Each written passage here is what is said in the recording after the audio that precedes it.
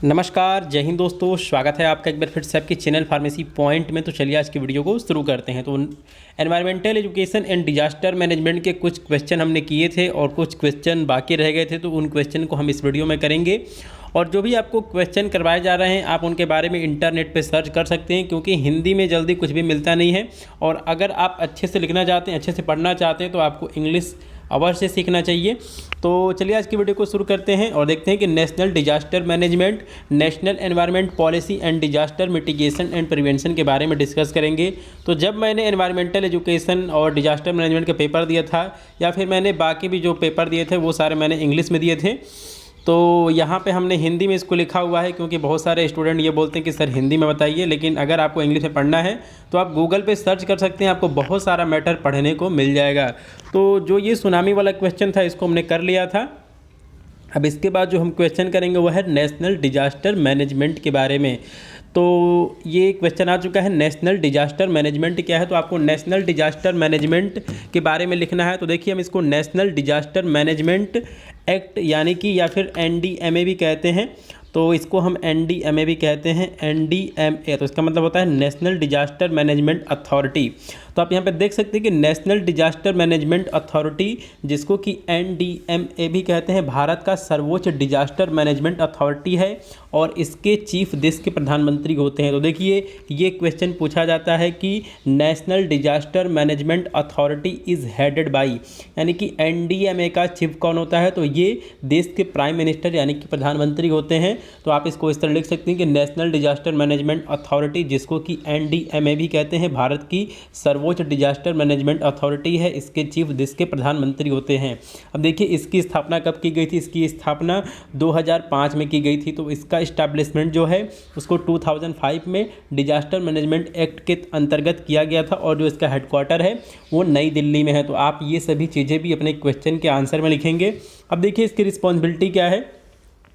इसकी रिस्पॉन्सिबिलिटी होती है, NDMA की जिम्मेदारी है राष्ट्रीय आपदाओं से निपटना, यानी कि जो भी हमारा NDMA है ये पॉलिसी फ्रेमिंग भी करता है। जैसे यहाँ पर लिखा गया है कि पॉलिसी बनाना, गाइडलाइन जारी करना और स्टेट डिजास्टर मैनेजमेंट अथॉरिटी के बीच कोऑर्डिनेशन का काम करना।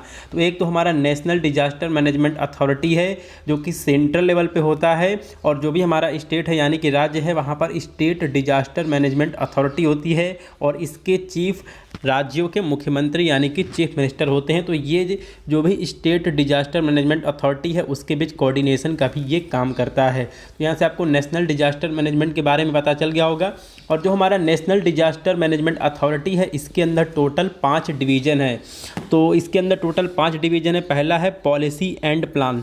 तो जो इसके अंदर पहला डिवीज़न है वो पॉलिसी और प्लान बनाता है कि जो भी इंडिया के अंदर डिजास्टर आती है उससे कैसे निपटा जाए और उसकी प्लानिंग कैसे की जाए। तो पहला है पॉलिसी एंड प्लान। उसके बाद जो इसका दूसरा डिवीज़न है वो है मिटिगेशन। तो यहाँ पे मिटिगेशन का मतलब क्या होता है, जो भी डिजास्टर हुआ है या फिर जो भी आपदा आई है उसके प्रभाव को कम करना, उसी को हम मिटिगेशन कहते हैं। उसके बाद तीसरा इसका डिवीज़न है operation communication information and technology. तो आप इसको याद रखेंगे, operation communication information and technology. तो अगर कोई आपदा आती है तो जो भी ऑपरेशन चलाए जाते हैं, इसके अलावा कम्युनिकेशन यानी कि आपसी बातचीत, जो भी गाइडलाइन जारी की जाती है, इसके अलावा इन्फॉर्मेशन। अब देखिए अगर कहीं पे सुनामी आने वाली है तो उसका फॉरकास्ट होगा, यानी कि जो भी उसकी भविष्यवाणी होती है वो मौसम विभाग के द्वारा पहले कर दी जाती है। तो ये सभी इन्फॉर्मेशन की शेयरिंग की वजह से ही हो पाता है। और टेक्नोलॉजी, देखिए बिना तकनीक के कुछ भी नहीं हो सकता है, तो इसीलिए टेक्नोलॉजी बहुत ही ज़्यादा ज़रूरी है। उसके बाद एडमिनिस्ट्रेशन, तो जो भी लोकल एडमिनिस्ट्रेशन है, इसके अलावा जो भी एपेक्स एडमिनिस्ट्रेशन ऊपर का एडमिनिस्ट्रेशन है उसके बीच भी ये कोऑर्डिनेटर का काम करते हैं। और फाइनेंस, ये पैसा भी प्रोवाइड कराते हैं। तो ये इनके 5 डिवीज़न आप यहाँ पर देख सकते हैं। जो हमारा NDMA है इसके टोटल 5 डिवीज़न है, policy and plan, mitigation, operation communication information and technology, administration and finance. तो यहाँ से आप शॉर्ट नोट इस तरह लिख सकते हैं।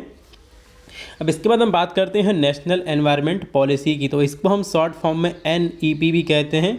तो इसको हम शॉर्ट फॉर्म में NEP भी कहते हैं, आप इसको याद रखेंगे।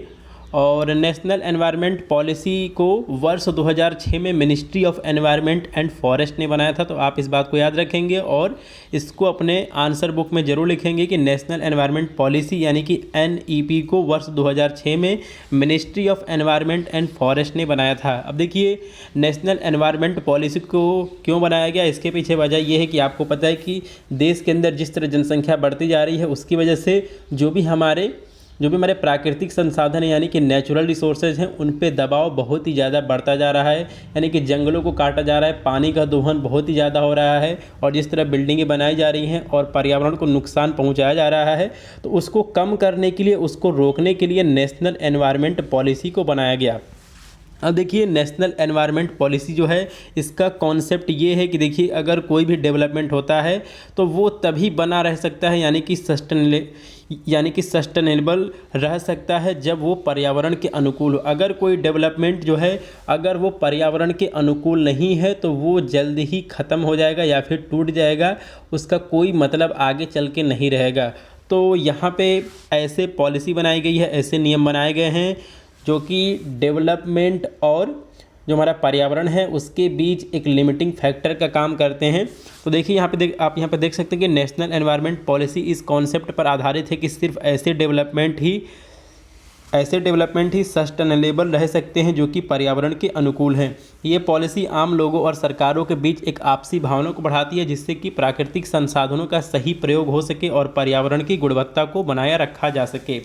तो यहाँ से हमने नेशनल एनवायरनमेंट पॉलिसी के बारे में जान लिया है कि इसको 2006 में लागू किया गया था ministry of environment and forest के द्वारा। और नेशनल एनवायरनमेंट पॉलिसी इस कॉन्सेप्ट पर आधारित है कि सिर्फ ऐसे डेवलपमेंट ही सस्टेन कर सकते हैं जो कि पर्यावरण के अनुकूल हों। तो चलिए अब इसके बारे में हम थोड़ा सा और जान लेते हैं। तो आप यहाँ पर देख सकते हैं कि बढ़ती हुई जनसंख्या से प्राकृतिक संसाधनों पर बहुत अधिक दबाव पड़ रहा है। सड़कें, रेलवे, बांध आदि बनाने के लिए जंगलों को काटा जा रहा है जिससे कि पर्यावरण पर प्रतिकूल प्रभाव पड़ रहा है। अब देखिए जो हमारा नेशनल एनवायरनमेंट पॉलिसी है ये किस पर ज़्यादा जोर देता है, तो ये जोर देता है कंजर्वेशन पे, यानी कि जो भी हमारे नेचुरल रिसोर्सेज हैं उनका इस्तेमाल कम से कम किया जाए। अभी आपको पता है कि जैसे जीवाश्म यानी कि फॉसिल फ्यूल का बहुत ही ज़्यादा यूज होता है, जैसे आपका पेट्रोल, डीजल, इसके अलावा पेट्रोलियम, तो इनका यूज कम किया जाए, इनके जगह पे सोलर एनर्जी का प्रयोग किया जाए। तो ये हमारा कंजर्वेशन हो गया। इसके बाद आप यहाँ पर देख सकते हैं प्रिवेंशन यानी कि रोकथाम। तो जो भी हमारा एनवायरनमेंट है इसके अंदर जो भी पॉल्यूशन फैल रहा है उसको रोका जाए। और आप यहाँ पर देख सकते हैं डिग्रेडेशन यानी कि जो भी हमारा एटमॉस्फेयर है और इसके अंदर जो भी एयर है उसकी क्वालिटी डे बाय डे गिरती जा रही है, उसको भी रोका जाए। और इक्विटी यानी कि जो भी प्राकृतिक संसाधन है इनका उपयोग सभी को मिलना चाहिए, इनका शेयरिंग सभी को मिलना चाहिए। तो ये 4-5 इसके जो हैं वो मेन पॉइंट है कि नेशनल एनवायरनमेंट पॉलिसी प्राकृतिक संसाधनों के conservation, prevention, degradation and equity पे जोर देता है। तो आप इनको याद रखेंगे, बहुत इंपॉर्टेंट है ये, कंजर्वेशन, प्रिवेंशन, डिग्रेडेशन और इक्विटी। तो आप ये चारों टर्म को याद रखेंगे। तो यहाँ से हमने नेशनल एनवायरनमेंट पॉलिसी के बारे में जान लिया है। अब इसके बाद हम चलते हैं डिजास्टर मिटिगेशन एंड प्रिवेंशन पे एक छोटा सा शॉर्ट नोट लिखने। तो आप इसके बारे में नेट पे देख सकते हैं और यहाँ पे मैंने इसका बेसिक पॉइंट या फिर जो इसका कोर पॉइंट है उसको मैंने आपको समझा दिया है कि इसका मतलब होता क्या है। तो देखिए यहाँ पे लिया गया है डिजास्टर मिटिगेशन। तो यहाँ पे लिखा गया है कि डिजास्टर मिटिगेशन का अर्थ होता है जो भी डिजास्टर हुआ है उसके प्रभाव को कम करना। इसमें ऐसे काम किए जाते हैं जिससे कि आने वाली आपदा से लोगों को लंबे समय तक बचाया जा सके। और प्रिवेंशन का मुख्य उद्देश्य ऐसे कार्यों या फिर योजनाओं से है जो मानव या प्राकृतिक घटनाओं से होने वाली आपदा को रोकने में मदद करते हैं। तो यहाँ से आपको डिजास्टर मिटिगेशन और प्रिवेंशन का मतलब पता चल गया होगा।